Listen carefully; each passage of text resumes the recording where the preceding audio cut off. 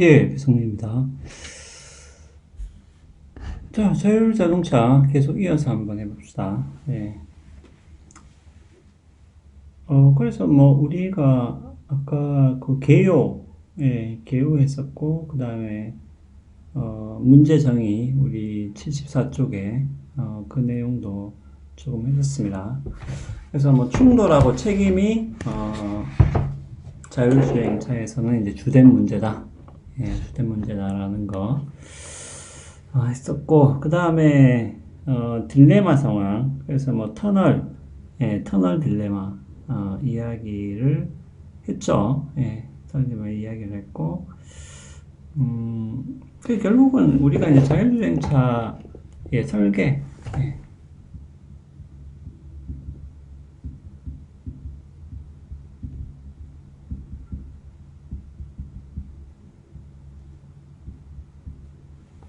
그 설계의 문제, 그러니까 설계 문제를 우리가 이제 해결을 해야 되는데, 여기서 결국은, 하나의 지침이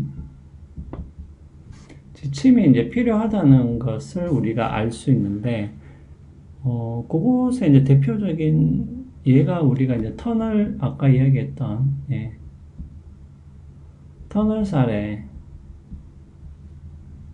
그러니까 이런 일들이 반드시 일어난다라기보다도, 이제 이런 일이 일어났을 때 이제 어떻게, 해야 되는가. 요 문제에 대한 이제 지침은, 필요하다는 이제 그런 얘기가 되겠습니다. 왜냐하면은, 뭐, 자율주행인데, 뭐 어떤 식으로든 이것이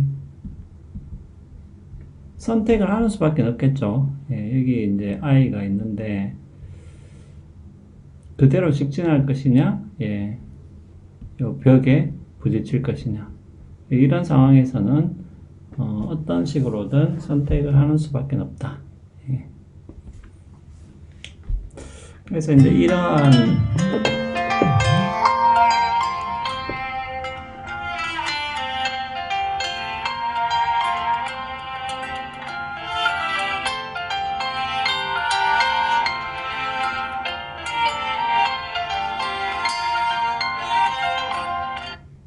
아유, 예.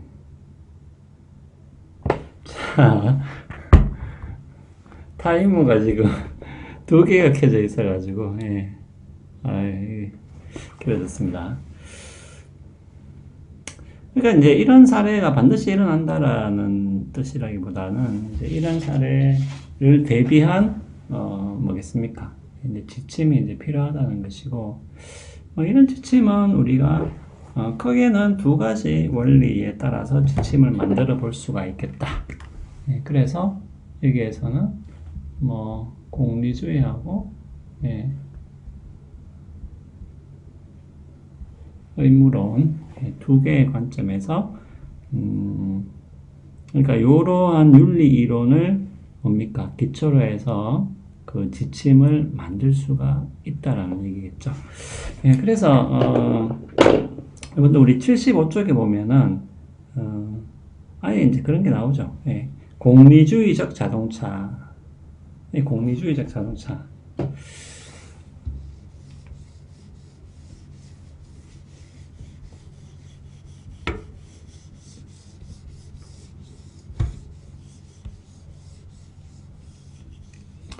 뭐 공리주의적 자동차라는 것은 여러분 뭐 굉장히 이제 특별한 건 아니고 그 이제 비용 편익 분석이라는 것도 뭐 그렇게 대단한 것은 아닙니다. 근데 우리 공리주의가 우리 지난번에도 이야기했듯이 이것도 일종의 결과주의, 예, 결과주의의 한 종류라고 이야기할 수 있겠죠. 예. 잘리네요. 예, 밑에 써야 되겠습니다. 예. 결과주의의 한 종류라고 볼 수 있기 때문에, 예.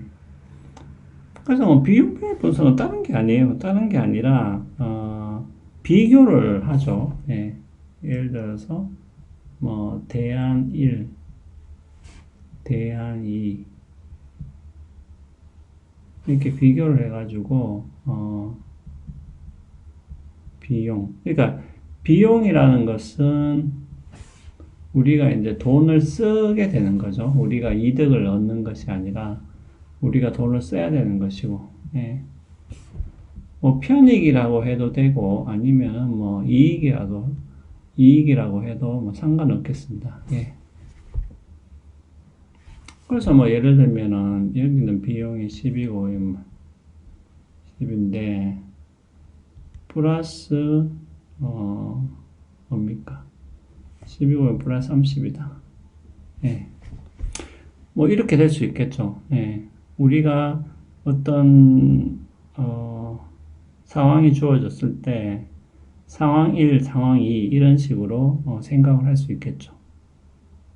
그럼 이게 도대체 무슨 말이냐? 예를 들면 아까처럼 뭐 아이가 이렇게 있는데 그대로 직진해서 아이를 그러니까 자동차로 치는 경우하고 자동차로 치지 않는 경우, 네, 두 가지가 있을 수 있잖아요. 네, 그대로 직진해서 아이를 치는 경우와 치지 않는 경우. 그래서 예를 들면 이렇게 비용 편익을 예상치를 산정해 봤더니 결과적으로 요거는 비용과 편익을 다 계산해서 다 하니까 플러스 20이 되지만 여기는 다 뭡니까? 계산해서 하니까 오히려 마이너스 10이 되죠. 예. 그럼 어느 쪽이 더 나은 걸까요? 당연히 이렇게 비용 편익을 합산해서 더 큰 쪽이 나은 것이겠죠. 그러면 이제 대안 1이 2보다는 더 낫다라는 결론에 이르게 되죠. 이게 이제 비용 편익 분석의 뭡니까? 아주 기본적인 도식이 되겠죠.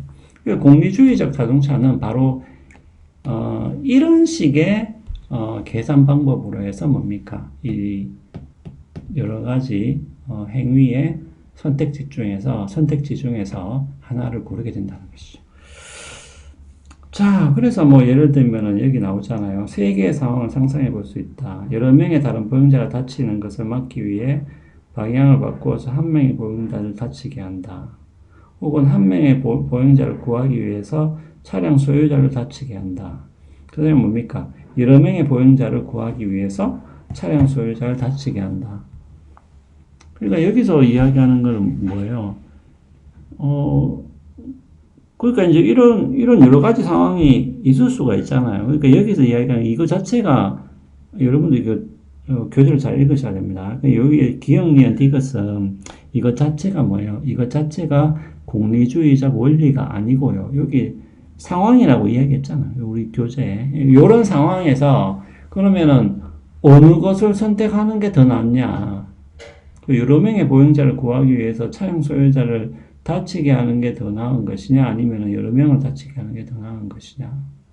그러면 이제 공리주의적 자동차라는 것은 뭐예요? 이렇게 비용 편익 분석을 해서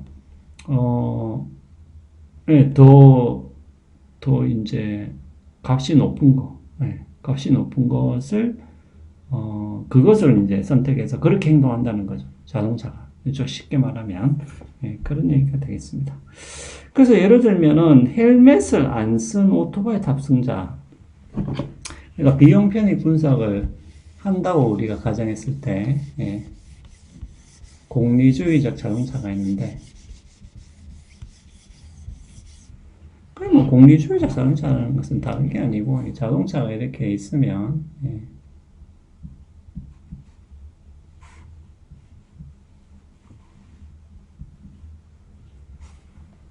그럼 이 안에 이제 그 지침이 있는데 이게 공리주의라는 공리주의 지침이 있는 거죠. 이게 일종의 뭐 프로그래밍 형식이든 뭐 어떤 형식이든 간에 예, 박혀 있는 것이겠죠. 자, 그러면은 헬멧을 안 쓴 오토바이 탑승자, 헬멧을 쓴 오토바이 탑승자. 그러니까 이 뭐 제 그림을 잘못 그려가지고 이게 헬멧을 쓴 사람이고요. 요거는 이제 안 쓴 사람이고 아무것도 없는 사람이고 그럼 만약에 예를 들면 이제 여기서 묻는 거는 이제 그런 얘기죠. 만약에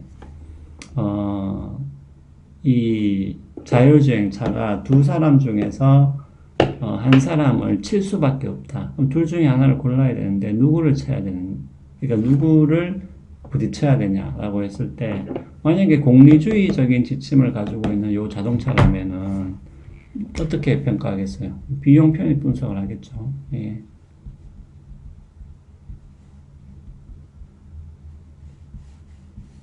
그런데 헬멧을 안 쓴 사람을 부딪혔을 경우에 요게 이제 예를 들면은 보험료도 많이 나오고, 예. 그 다음에 치료비도 많이 나오고, 예. 이런 식으로 비용이 엄청나게 많다. 비용이 엄청나게 많다.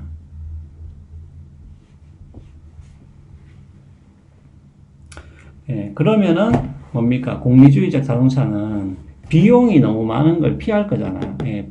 비용 대비 편익이 많아야 되니까. 그러면은 헬멧을 쓴 사람을 부딪히겠죠. 예. 그러니까 이게 약간 좀, 그러니까 공리주의에 따르면은 당연히 그렇게 행동하는 건 맞는데, 그거 자체가 틀린 건 아닌데, 엉뚱하게도 뭡니까? 그러면은 이렇게 헬멧을 쓰고, 예, 합법적으로 운전을 하는 오토바이 운전자를 이 자동차가 치게 된다는 거죠. 이건 또 우리 상식이 안 맞잖아요, 뭔가. 예. 물론 뭐 둘 중에 하나를 칠 수밖에 없다는 상황 자체가 좀 이상하긴 하지만, 예. 이 사람 헬멧을 안 쓰니 불법 운전자를 받으려니까 비용이 너무 많이 들어서 오히려 이제 헬멧을 쓴 이렇게 합법적인 운전자를 박아야 되는, 예. 쳐야 되는 이런 문제가 발생할 수 있다는 것이죠. 공리주의 자동차는. 예. 그런 얘기가 되겠습니다. 자, 그러면은 우리 다음 바로 이어서 의무론적 자동차 이야기를 한번 해보도록 하죠.